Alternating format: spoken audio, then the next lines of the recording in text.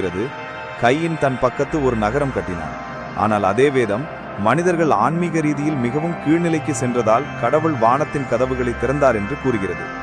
வேதத்தின் ஓவியம் நம்மை போன்ற மக்களை காட்டுகிறது. வாழ்க்கையை போராடி வாழ்பவர்கள், ஆனால் தீய தலைவர்களாலும் அநீதியான செல்வாக்குகளாலும் வழிதவறிய மக்கள்.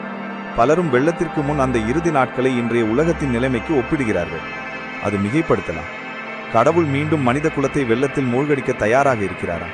பழமையான வரலாற்று பற்றி நாம் அறிந்தது அனைத்தும் தவறாக இருந்தால் ஒரு நகரத்தை கற்பனை செய்து பாருங்கள்.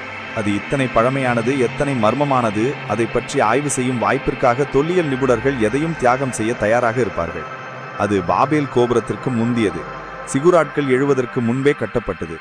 அதுவே எரிடு தெய்வங்களும் மனிதர்களும் ஒன்றாக வாழ்ந்த முதன்மை நகரம்.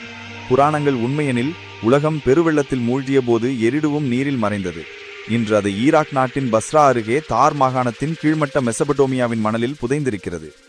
பாரம்பரிய கதைகளின்படி எரிடு கடல், ஞானம், மாந்திரீகம், இரகசியங்கள் ஆகியவற்றின் ஆண்டவனான என்கி என்ற கடவுளின் அரியணை நகரமாக இருந்தது. அந்த நகரம் பெரிய மணற்கல் அடித்தளத்தின் மீது கட்டப்பட்ட கற்களால் ஆனது. அது அரேபிய பாலைவனத்துக்கு அருகே இருந்த பள்ளத்தாக்கில் இருந்தது. இன்று அந்த இடம் வெறிச்சோடியதாக இருக்கலாம். ஆனால் பண்டைய கியூனிஃபார்ம் கல்வெட்டுகள் படி எரிடு ஒரு காலத்தில் கடற்கோரையில் இருந்தது. உண்மையில் இப்போது வெப்பமான தூசி தளத்தில் கிடக்கும் அந்த பாழடைந்த இடம் ஒரு காலத்தில் பெரிய தண்ணீர் வளைகுடாவை தழுவிய புரைமுகத்தின் ஒரு பகுதியாகும். எரிடுவின் அடிப்பகுதி சுமார் 8500 ஆண்டுகள் பழமையானது. சில தொல்லியல் நிபுணர்கள் மிக ஆழத்தில் புதைந்துள்ள அடுக்குகள் எரிடுவின் புனர்காலமின் மேற்பகுதிகளின் அடையாளங்களை கொண்டிருக்கும். அந்த பகுதிகள் இன்னும் கண்டுபிடிக்கப்படவில்லை அல்லது அழிக்கப்பட்டிருக்கலாம் என்று நம்புகிறார்கள். சுமேரிய புராணங்களில் எரிடு பெருவெள்ளத்திற்கு முன் கட்டப்பட்ட 5 நகரங்களில் ஒன்று எனவும் மற்றும் வானத்திலிருந்து அரசாட்சியை முதலில் பெற்ற நகரம் எனவும் கூறப்பட்டிருக்கிறது.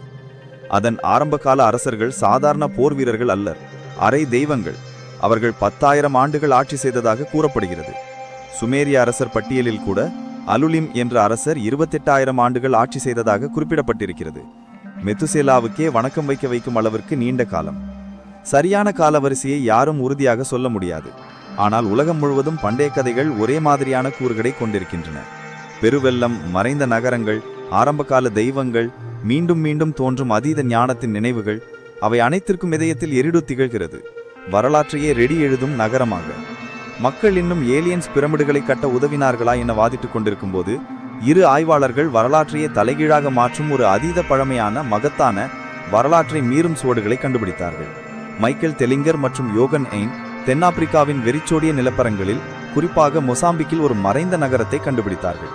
இந்த கண்டுபிடிப்பு நாகரிகம் பற்றிய அழிவியல் உலகம் இதுவரை நம்பியிருந்த அனைத்தையும் மாற்றக்கூடிய சக்தி வாய்ந்தது. மேலும் இது